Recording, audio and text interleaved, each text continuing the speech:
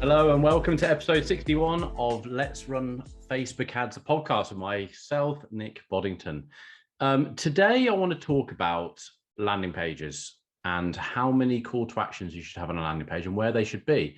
It's not going to be a very long one, but I really do want to action this because it's amazing how many people don't do this right. And it's really quite simple. So let's get into it. So you've got a landing page and you are driving traffic, good traffic, remember, to that landing page.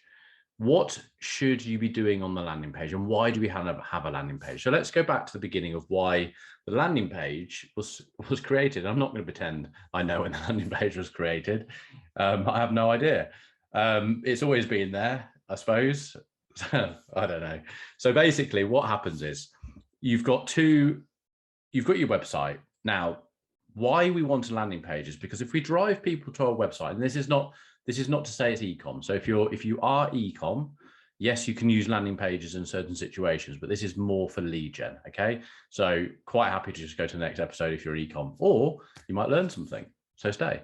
So when you drive people to your website, the problem is with that is that they can go to other places on your website. And the problem is when people go to other places, they stop doing the journey we're trying to make them do.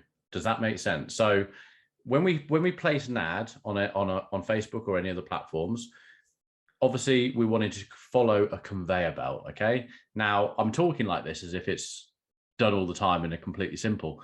In my world, it is, and it's the steps that we follow. But I see a lot of people not following these steps. So just as a very, very quick explanation, you put an ad on Facebook, and that ad is to say, hey, if you're looking for, let's look at what can we say? Fleet tracking, because that's the one I'm doing at the moment. Okay, so if you're looking for fleet tracking for your 50 vans, then click through here. Okay, so they got a nice image of a man standing next to his van going, hey, my life's so much better because I've got fleet tracking. You click through to the website. Now, you might take them to a page on the website where it's got some more information about the fleet tracking. So you're educating them and you're going to have a form to fill in. So they could fill in their name, email, telephone number, and let's say how many vans they've got. Okay. When they click that form, a submission goes through to your sales team. Ta-da. There you go. You've created your funnel. The problem is with sending people to that website is that along the top, you've got your home button, you've got about us, you've got products, you've got services, you might have testimonials. All these little distractions are taking your traffic away from what you're trying to get them to do. And what you're trying to get them to do is fill in the form. The minute they see other things, other videos to watch, all this sort of stuff, it allows them to go away somewhere else. And that's what we're not wanting to do. That is why Mr. Landing Page created the landing page, just like Mr. Sandwich did. He created the sandwich. This is Mr. Landing Page, 1986. There we go. Right. So why did he create the landing page? He wanted to create the landing page with no other external links. Okay. So yes, you'll have your landing, you'll have your logo. Yes, it can look like your website. It can do all those things. We want to keep it on brand, but there isn't a home button. There isn't an about us. There isn't a title bar on the top. Down the bottom, you might have an unsubscribe and you might have your privacy policy, but people don't really look at those sort of things. Okay, so you're getting people to this landing page so that you can get them to fill in a form, have some information, and get them through to the sales team. So the sales team can call them, explain the services, and try and get a sale from it. Now, there are different types of landing page, long form and short form. There might be a pop-up, whatever it might be, it's still about getting that person to fill in their details. Okay.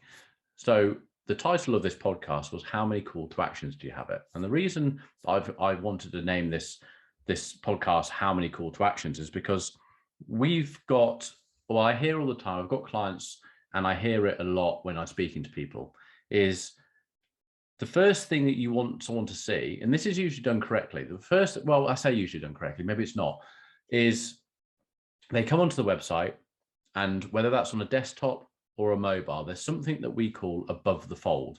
Above the fold is where you don't have to scroll down. Okay. So on an e-commerce website, I'd say when you see the product and you see the details next to it, and you can add to cart, that add to cart has to be above the fold. Okay. So they don't have to scroll down to see the add to cart button. The same with a landing page. They don't have to scroll down to see the submit button. Your aim is that they were so interacted on the ad, they've clicked through and they're gagging to fill in that form and press submit. But we're in the real world. That's not usually the way. They've shown an interest, they're now intrigued, and your landing page is going to explain more about your product or service. But yes, you are going to start with a form at the top, usually on the right-hand side on the desktop. If it's on mobile, it's usually the first thing you see. But they're going to scroll down. Okay, so you're going to have them scrolling down, and they're going to start seeing different things. Now, the first bit that they might see, what might be whether it's on a desktop or it's on a mobile, you're going to see a block of text. And that block of text is usually going to explain a bit more about the details of the product. Okay, then you'll probably have another block of something, which might be some imagery or some infographics or something like that. So you haven't just got a landing page full of text. Then underneath it, you might have some testimonials. And then underneath that, you might have another bit of an explanation about the product.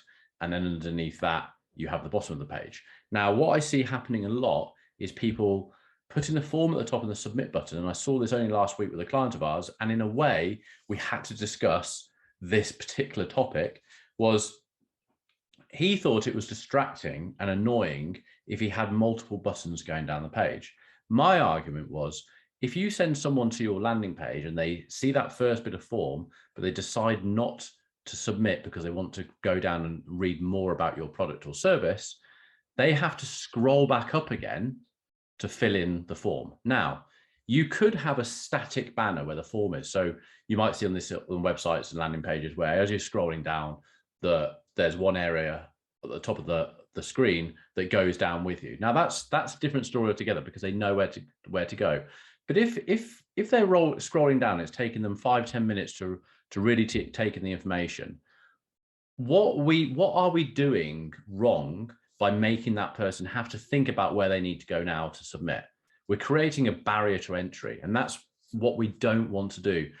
We have so little time to get consumers to consume our content and make a decision, that why would we want to put up any more barriers? So the way I would do it is, on your landing page, if you are going to have a slightly longer copy landing page, because you've got some copy and descriptions and product descriptions and testimonials, is firstly have the bit that they first see, which is the form, and then maybe a little bit about yourself, or the hook. So obviously you used, let's say it was get the first 3 months free by using our tracking software.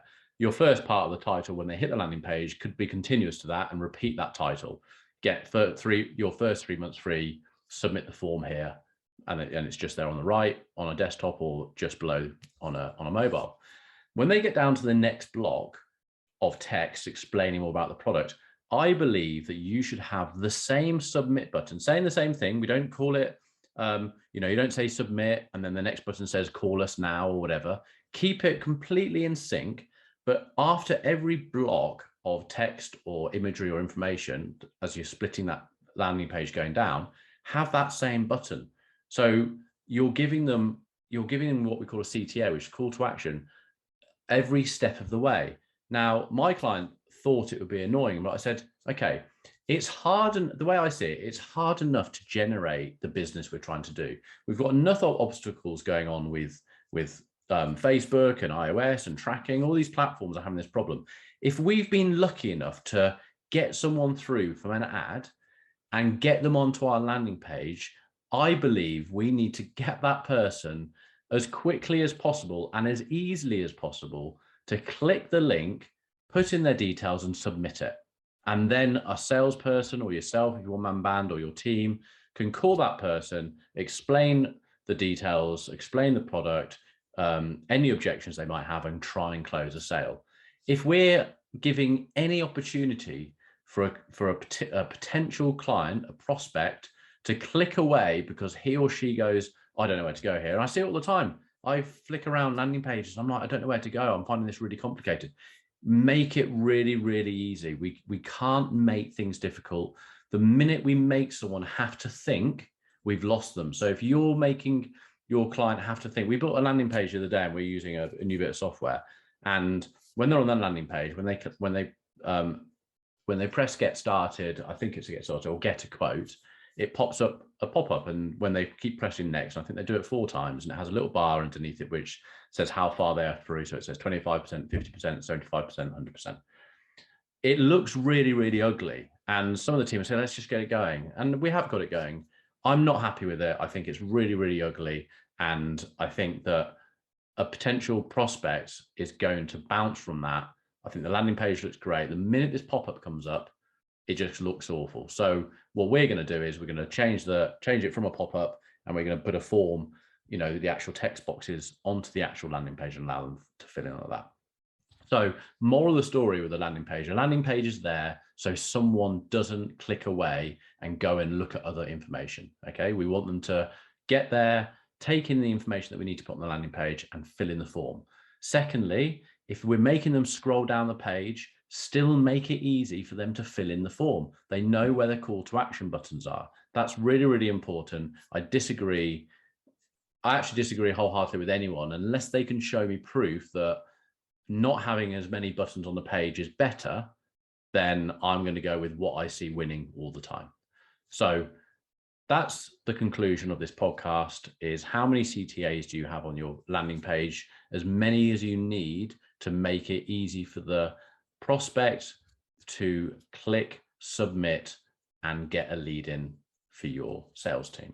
I hope that helps. Sorry for any ecom people who listen to that, but hey, you might do a landing page. Take from an ecom point of view, take the add to cart, make sure everything's above the fold. The first thing they see is the product and the add to cart, and make it as simple as possible. We don't want to make someone have to scroll or think. I hope you enjoyed that. I hope it helps your business, and I'll see you in the next one. Bye-bye.